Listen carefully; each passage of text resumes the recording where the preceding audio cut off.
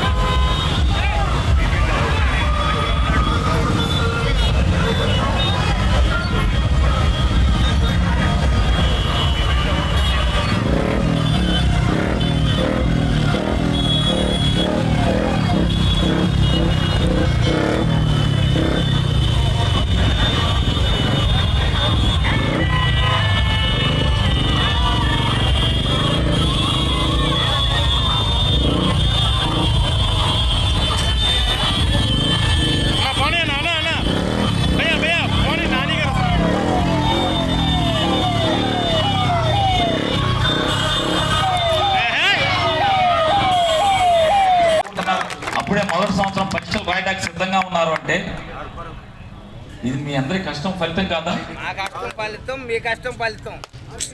నా ఉద్యోగం అది, కష్టం మీది, నేను చేసేది నా ఉద్యోగం. కానీ మీకేం ఉద్యోగం కాదు, మీకు పిచ్చి ప్రేమతో 23 మే 22వ తారీఖున శంకుస్థాపన చేస్తే వారం వారం నెల నెల ఎంత అభివృద్ధి కనపడింది, ఎంత పురోభివృద్ధి కనపడింది. 2025 జనవరి ఫిబ్రవరికి షిప్ వచ్చే రీతిలో పనులు. అక్కడికి వెళ్ళాకండి ఎవరు బయట లోపలికి సాయంత్రం దాకా కూర్చుంటూ ఉంటారు. వాళ్ళు ఎన్నోడు మనకు ఫోన్ చేస్తుంటాడు, సార్ డాక్టర్ గారు పిలవలేదు సార్, ఇంకా డాక్టర్ గారు పిలవలేదని. పొద్దున వచ్చామండి సార్, మధ్యాహ్నం అయిపోయిందని చెప్పి. కానీ ఏది వస్తుంది ఇక్కడ ఉన్నటువంటి మా ఇక్కడ కూర్చున్న ప్రతి ఒక్కరికి కూడా మీరు క్షేమంగా ఇంటికి చేరాలి, శుభ్రంగా ఇంటికి అలా జాగ్రత్తగా వెళ్ళమని చెప్పని మరి మీ కాళ్ళకి నమస్కారం చెప్పి కోరుకుంటూ, ఇప్పుడు మన ఎమ్మెల్యే అభ్యర్థి అసలు ఆయన ఈ మధ్య మొత్తం బోర్లు కడుతున్నాడు.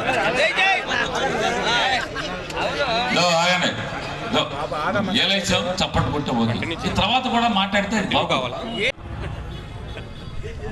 నేను పోటీ చేసి ఓట్లు అడుక్కోనని చెప్పాను, కానీ ఈ ఫ్యాన్ గుర్తు జెండాని, నేను పుట్టిన గడ్డని పొరపాటును కూడా నా ఊపిరి ఆగేంత వరకు కూడా వదిలేకుండా నేను మోసే ఈ ఫ్యాన్ గుర్తు జెండాని వదలను, చచ్చేదాకా ఈ బందరు గడ్డను కూడా వదలను. నేను ఇక్కడే ఉంటాను. నాతో నడుస్తున్నప్పుడు అనిపించింది, నా తోడుతో చెప్తున్నా, అంటే అందరితో మాట్లాడలేను కదా, మాట్లాడుతున్నప్పుడు చెప్పాను, జగన్ అంటే విపరీతమైన పిచ్చి కనపడుతుంది జనంలో. ఇది జగన్ పిచ్చే, ఇది ఇంకా దాంట్లో మార్పు లేదు. ఎవడు మాడైనా పగలగొట్టం. మోడీ, పవన్ కళ్యాణ్, చంద్రబాబు అందరూ కాదు, కాంగ్రెస్ సోనియా గాంధీ కూడా అందరూ కలిసి వచ్చినా కూడా జగన్మోహన్ రెడ్డిని ఏమీ చేయలేదు.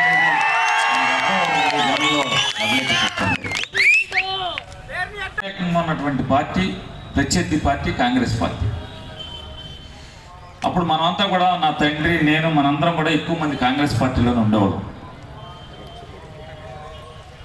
అంటే మనకి ప్రత్యర్థి పార్టీలో వాళ్ళ నాన్నగారు ఉండి ఆయన డాక్టర్గా ఉంటే ఏదన్నా ఒక పేషెంట్ కోసం నేను ఫోన్ చేసిన, నేనంటే మా నాన్నగారు వాళ్ళ నాన్నగారు సావాసం ఎక్కువగా ఉండేది, బాగా స్నేహం.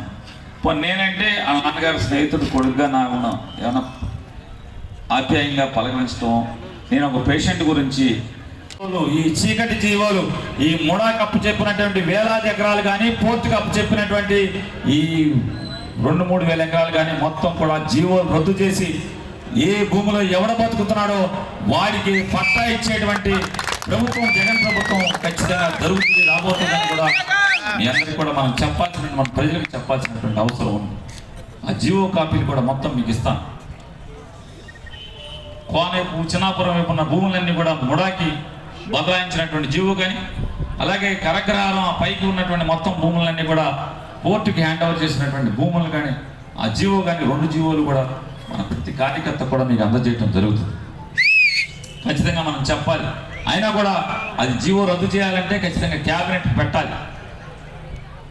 కాబట్టి క్యాబినెట్కి రేపు వచ్చే జగన్ ప్రభుత్వంలో క్యాబినెట్లో పెట్టి రద్దు చేసి ప్రతి రైతుకి ఎవడ అనుభవించే ప్రతి పొలాన్ని కూడా వాడికి అందజేయడం జరుగుతుందనేది కూడా చెప్తూ, అలాగే రూపాయలు శంకుస్థాపన ఖర్చు,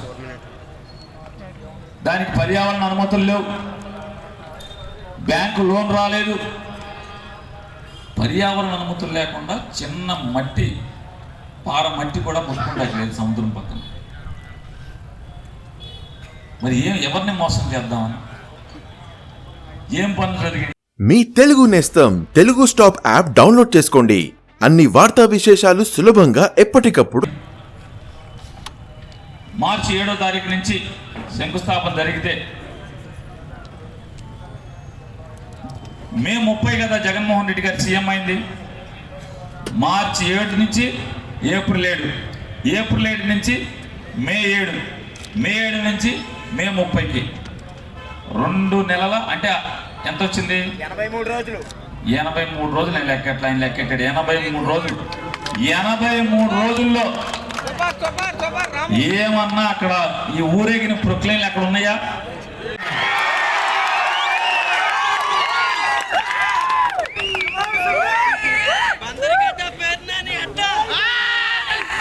అలాగే ఈ స్టేడియం ఓపెనింగ్ కూడా నేను అసలు అటేపు ఎందుకు తొంగి చూడలేదంటే బోర్డులో నా పేరే ఉంటుంది. అంటే ఇంకా ఎమ్మెల్యేగా ఉన్నాను కాబట్టి. అంటే దాని జోలికి ఎందుకు వెళ్ళలేదంటే దీని ఆలోచన ఈ స్థలాన్ని స్టేడియంకి తీసుకోవటం, కలెక్టర్ దగ్గరికి వెళ్ళటం, ఈ స్థలాన్ని స్టేడియానికి తీసుకోవటం, బైరెడ్డి సిద్ధార్థ రెడ్డి దగ్గర కూర్చుని ఈ స్టేడియానికి కావాల్సినటువంటి డబ్బులు ఇండోర్ స్టేడియానికి కావాల్సినటువంటి నిధులు మంజూరు చేయించుకోవటం కానీ, దీన్ని టెండర్ పిలుచుకోవటం కానీ, శరవేగంగా దీన్ని పూర్తి చేయించేటువంటి సంపూర్ణమైనటువంటి బాధ్యత అంతా కూడా పేర్ని కృష్ణమూర్తి తీసుకున్నారు. కాబట్టి ఈ స్టేడియంలో ఎమ్మెల్యేగా దెమ్మ మీద నా పేరు తప్పితే ఏ చిన్న పాత్ర కూడా నాకేం సంబంధం లేదు. అందుకే నేను దూరంగానే ఉన్నాను.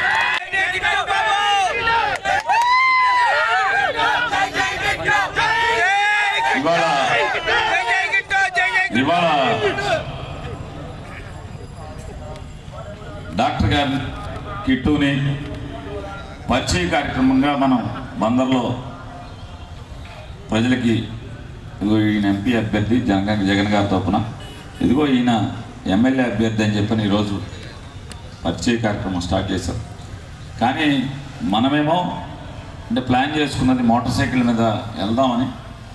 కానీ మనం ఊహించిన దానికంటే కూడా అంచనాలకు మించి ఊహకందని రీతిలో జనం రావటం, మోటార్ సైకిల్ రావటం, నా కదలలేని స్థితిలో నడవటం, దానివల్ల వాస్తవంగా అయితే మనం ఇంకా చెంచెట్ సెంటర్ వరకు ర్యాలీ చేయాల్సిన అవసరం ఉంది. అంటే మనం అనుకున్న రీతి ప్రకారం.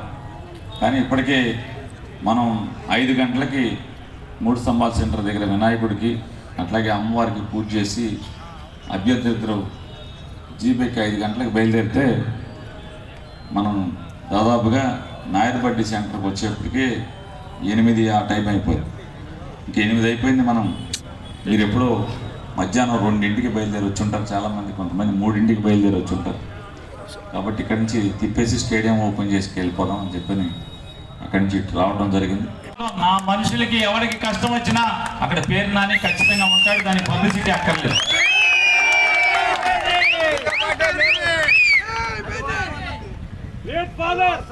కాబట్టి మరొకసారి నేను చెప్తున్నాను, కంకణ బద్దులు కండి, కసిగా పనిచేయండి.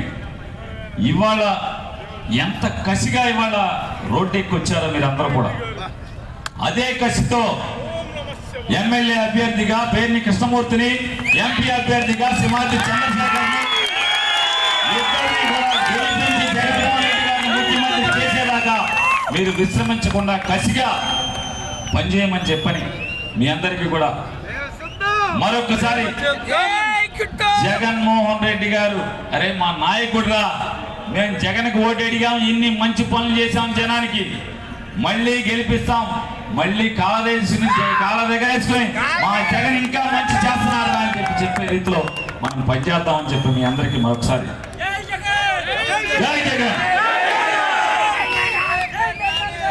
ఇప్పటికే 6 శాఖల మంత్రి పోని 3 సంవత్సరాలు కాదు, ఎన్ని సంవత్సరాలు చేశాడు? ఫుల్గా 5 సంవత్సరాలు చేశారు. ఫుల్గా 5 సంవత్సరాలు చేసి దాంట్లో ఒక శాఖ ఉంది, ఏంటిది? క్రీడా శాఖ. క్రీడా శాఖ మార్పులు కూడా చేశారు. బందర్లో పిల్లలకి ఆడుకోవడానికి మంచి ఫెసిలిటీస్ ఇవ్వాలి. మన పిల్లలు కూడా మంచి క్రీడలు ఆడి రాష్ట్రానికి ఆడతారో దేశానికి ఆడతారో మినిమం ఫెసిలిటీస్ కల్పిస్తే రాష్ట్రం అంతా నువ్వు ఎరగదీయక్కర్లా, నిన్ను ఎమ్మెల్యే చేసి మంత్రి చేసిన ఊర్లో కూడా కనీసం క్రీడల గురించి ఆలోచించండి. మంత్రి ఒకవైపు ఉంటే శాప్ చైర్మన్ నాన్న బైరెడ్డి సిద్ధార్థ రెడ్డి శాప్ చైర్మన్ అయ్యాక నాకున్న పరిచయం మేరకు అన్న నా దగ్గర బందర్లో చాలా మంది ప్లేయర్స్ ఉన్నారన్న, బ్యాడ్మింటన్ ఆడుకుందాం అంటే సరైన చోటు లేకపోయాయి, బాస్కెట్బాల్ ఆడదాం అంటే పోలీస్ గ్రౌండ్లో తప్పితే వేరే చోటు లేదు, మట్టి నేలలో ఆడుకుంటున్నారన్న. మినిమం ఫెసిలిటీ ఇస్తే బందర్ నుంచి 4 పిల్లలైనా 3 పిల్లలైనా రాష్ట్రానికి ఆడినా దేశానికి ఆడినా మా బందరోడు అక్కడ ఆడుతున్నాడు అని చెప్పి గర్వపడతా మా ఊర్లో టీవీ చేస్తా చెప్తుంటారన్నా. ఖచ్చితంగా నీకు ఎక్కడ అవకాశం ఉన్నా, ఎందుకంటే ఇంతకుముందు శాప్ చైర్మన్ పెద్ద పెద్దోళ్ళు ఉండేవాళ్ళన్నా, వాళ్ళ దగ్గరికి అపాయింట్మెంట్ దొరుకుతామే కష్టంగా ఉంటుంది. నువ్వంటే నాలాంటి యంగ్స్టర్ కాబట్టి ఖచ్చితంగా నువ్వు నాకు సాయం చేసి పెట్టాను. అడగంగానే నువ్వు అడిగిన కారణం చూసి ఇస్తున్నా, మన ఇద్దరు స్నేహం కాదు, నువ్వు అడిగిన కారణం బట్టి. ఎందుకంటే నేను ఒక యంగ్స్టర్గా వచ్చా కాబట్టి క్రీడల్లో ఎంత ఇబ్బందులు ఉంటే మినిమం ఫెసిలిటీస్ లేక పేదవారి పిల్లలు క్రీడలు ఆడుకోకూడదు, మనం పనులు చేసుకోవాలన్నట్టు క్రీడలకు దూరం అయిపోతున్నారు. ఖచ్చితంగా మచిలీపట్నం ఏర్పాటు చేద్దాం అన్నాడు, చెప్పింది చెప్పినట్టు గాలి వదిలేస్తాడేమో అనుకున్నా, కానీ ఈరోజు కళ్ళ ముందు సాక్ష్యం చేస్తున్నాను. 60 లక్షలు దానికి పావల ఎంత 2.5 కోట్లతో వచ్చిందండి ఈ స్టేడియం. 2.5 కోట్లతో అంటే ఊరికి ఎలక్షన్ స్టంట్ కోసం చేస్తే ఎలా ఉంటుందో అది కనబడితే పైలను ఊడిపోతా, కనీసం ఆ పైలను ఊరికి నామకే వాస్తే కట్టి ఆ రైతుకు కూడా డబ్బులు ఇవ్వకుండా మొత్తం డబ్బులు తినేస్తే అట్లా ఉంటుందో తెలుగుదేశం ప్రభుత్వంలో చూస్తే. చిట్ట చివరిగా రేపు కూడా telugustop.com యాప్ డౌన్లోడ్ చేసుకోండి. తెలుగు స్టాప్ యాప్ ని డౌన్లోడ్ చేసుకోండి. హలో అండి, తెలుగు స్టాప్ యాప్ ని డౌన్లోడ్ చేసుకోండి. కూడా ముందు రోజు కూడా మనం ఒక ఈరోజు ఇండోర్ స్టేడియంకి శంకుస్థాపన చేసుకున్నాం. అంటే ఈరోజు ఈ ప్రభుత్వం జగన్మోహన్ రెడ్డి గారి ప్రభుత్వం ఎంత చిత్తశుద్ధితో పనిచేస్తుందంటే చివరాఖరి రోజు కూడా ఒక డెవలప్మెంట్కి శంకుస్థాపన కాదు ప్రారంభోత్సవం చేసుకున్నాం. అంటే అంత చిత్తశుద్ధితో పనిచేసి ప్రభుత్వం జగన్మోహన్ రెడ్డి గారి శాఖల దాంట్లో పోని 3 సంవత్సరాలు కాదు, ఎన్ని సంవత్సరాలు చేసామంటే ఫుల్గా 5 సంవత్సరాలు చేశారు. ఫుల్గా 5 సంవత్సరాలు చేసి దాంట్లో ఒక శాఖ ఉంది, ఏంటి? క్రీడా శాఖ. క్రీడా శాఖ మార్పు చేశారు. బందర్లో పిల్లలకి ఆడుకోవడానికి మంచి ఫెసిలిటీస్ ఇవ్వాలి. మన పిల్లలు కూడా మంచి క్రీడలు ఆడి రాష్ట్రానికి ఆడతారో దేశానికి ఆడతారో మినిమం ఫెసిలిటీస్ కల్పిస్తే రాష్ట్రం అంతా నువ్వు ఎరగదీయక్కర్లా, నిన్ను ఎమ్మెల్యే చేసి మంత్రి చేసిన ఊర్లో కూడా కనీసం క్రీడల గురించి ఆలోచించను. మంత్రి ఒకవైపు ఉంటే శాప్ చైర్మన్ నాన్న బైరెడ్డి సిద్ధార్థ రెడ్డి శాప్ చైర్మన్ అయ్యాక నాకున్న పరిచయం మేరకు అన్న నా దగ్గర బందర్లో చాలా మంది ప్లేయర్స్ ఉన్నారన్న, బ్యాడ్మింటన్ ఆడుకుందాం అంటే సరైన చోటు లేకపోయాయి, బాస్కెట్బాల్ ఆడదాం అంటే పోలీస్ గ్రౌండ్. ప్రేమ మితి మీరితే పిచ్చ, ఆ పిచ్చతో ఈరోజు ఆకలిని మర్చారు, కుటుంబాన్ని మర్చారు, రోడ్ ఎక్కారు. చివరి దాకా వచ్చే వరకు ఈరోజు నా స్పీచ్ కూడా వినే వరకు ఒక్కడు కుర్చీలోంచి లేచింది. ఇంత అభిమానం మా మీద చూపిస్తున్నందుకు ప్రతి ఒక్కరికి పేరు పేరున ధన్యవాదాలు తెలుపుకుంటున్నాను. పక్క హామీ ఇవ్వగలను. నేను మాత్రం ఎవరిని నీతిగా నిజాయితీగా మోసం చేయకుండా పని చేయగలను. తర్వాత లాయల్టీ అంటే ఎవరైనా నమ్మిన వాళ్ళు మాత్రం మోసం చేయడం అనేది జరగదు. సో ఇది నేను ఇచ్చే కాలం. సో కృష్ణమూర్తి గారు నన్ను ఇద్దరం, నాకంటే చాలా చిన్నోడు కృష్ణమూర్తి గారు, సో ఇద్దరిని కలిపి మా ఇద్దరికి మీరు చేసిన ప్రతి ఓటు మీకు న్యాయం చేస్తామని ఆయన తరఫున కూడా నేను మీకు హామీ ఇస్తున్నాను.